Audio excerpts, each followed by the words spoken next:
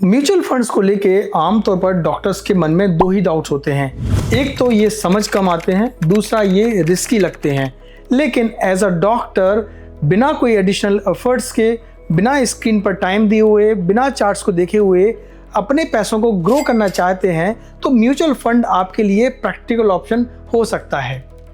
आज के वीडियो में मैं आपको कोई थ्योरी नहीं बताने वाला हूँ, मैं दो चीज़ें क्लियर करूँगा। एक तो म्यूचुअल फंड कैसे काम करते हैं और दूसरा म्यूचुअल फंड्स डॉक्टर के लिए प्रैक्टिकल और वर्केबल ऑप्शन है कि नहीं। And dear doctors, if you want to know how to manage your portfolio at the time of crash, then you are at right place. Video में आगे बढ़ने से पहले यदि आप मेरे चैनल पर नए हैं तो सब्सक्राइब बटन पर क्लिक करके इस चैनल को सब्सक्राइब कर लीजिए।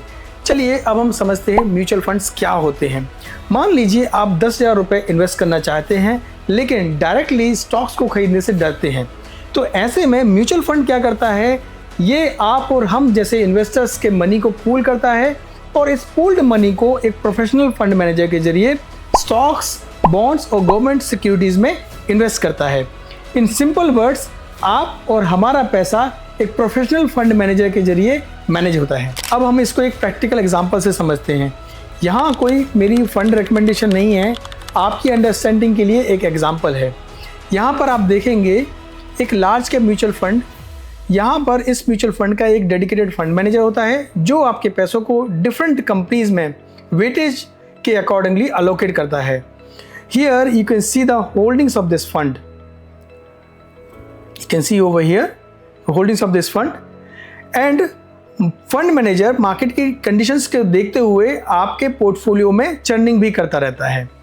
यानी कि आपको डेली डिसीजन लेने की ज़रूरत नहीं होती। अब आप सोच रहे होंगे डॉक्टर स्वप्निल, मार्केट में तो बहुत सारे म्यूचुअल फंड्स होते हैं, मेरे लिए कौन से सही है? हाँ, आपकी बात बिल्कुल सही है, लेकिन as a doctor, as a beginner आपको 3 जाना काफ़ी होते हैं: इक्विटी, डेट और हाइब्रिड म्यूचुअल फंड। अब हम बात करते हैं इक्विटी म्यूचुअल फंड्स की। यहाँ पर फंड मैनेजर पैसों को स्टॉक्स में इन्वेस्ट करता है और returns fund house to fund house vary करते हैं, लेकिन लॉन्ग टर्म में 12 to 18% की रिटर्न इन म्यूचुअल फंड्स में हिस्टोरिकली देखे गए हैं। शॉर्ट टर्म में मार्केट में फ्लक्चुएशन होता है, लेकिन लॉन्ग टर्म में ये म्यूचुअल फंड्स एक वेल्थ बिल्डिंग के लिए इफेक्टिव टूल हैं। इसीलिए यंग और मिड कैरियर डॉक्टर्स के लिए ये फंड एक बेस्ट और इफेक्टिव ऑप्शन बन जाते हैं। अब इसको हम एक एग्जांपल से समझते हैं। मान लीजिए एक डॉक्टर 10,000 की SIP एक लार्ज कैप म्यूचुअल फंड में स्टार्ट करते हैं और इसका टेन्योर होता है 10 ईयर्स।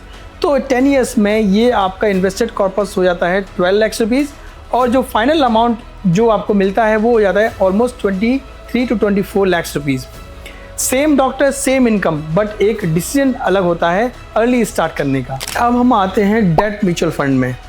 डेट म्यूचुअल फंड्स में हमारा पैसा बॉन्ड्स और गवर्नमेंट सिक्योरिटीज़ में इन्वेस्ट होता है।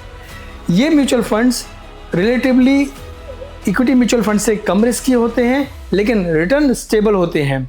हिस्टोरिकली 6 to 8% एनुअल रिटर्न इनमें मिल जाता है और FD से बेटर रिटर्न के लिए डेट म्यूचुअल फंड एक अच्छा ऑप्शन बन जाते हैं। अब हम बात करते हैं हाइब्रिड म्यूचुअल फंड की। ये इक्विटी और डेट का मिक्सचर होते हैं, इसलिए यहाँ पर रिस्क भी बैलेंस होती है और ये बिगिनर्स के लिए एक कंफर्टेबल एंट्री पॉइंट बन जाते हैं।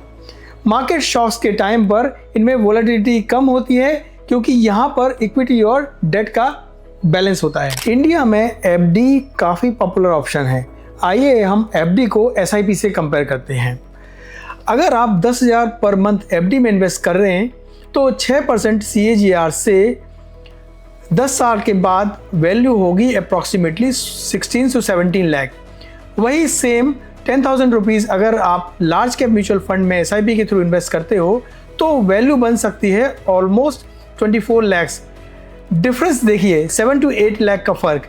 सेम पैसा, same effort, but financial awareness अलग। अब हम आते हैं इस वीडियो के सबसे इम्पॉर्टेंट टॉपिक पर, वो है मार्केट क्रैश। सभी को डर लगता है कि मार्केट क्रैश होगा तो क्या हमें SIP बंद कर देनी चाहिए, क्या हमें अब सारा पैसा मार्केट से निकाल लेना चाहिए। आपका कहना सही है, मार्केट क्रैश आते हैं, जियोपॉलिटिकल टेंशन्स भी आते हैं, ग्लोबल क्राइसिस आती है, वॉर्स भी होते हैं, लेकिन हिस्टोरिकली ये देखा गया है जब जब मार्केट में करेक्शंस या क्रैश आते हैं तो जैसे ही सिचुएशन नॉर्मल होती है तो मार्केट रिकवर कर जाता है। इसलिए जब भी मार्केट में करेक्शन या क्रैश आता है तो आपको SIP बंद नहीं करनी चाहिए, बल्कि उसे कंटिन्यू रखनी चाहिए। अब मैं आपके साथ शेयर कर रहा हूँ बिगिनर्स के लिए एक स्टार्ट प्लान।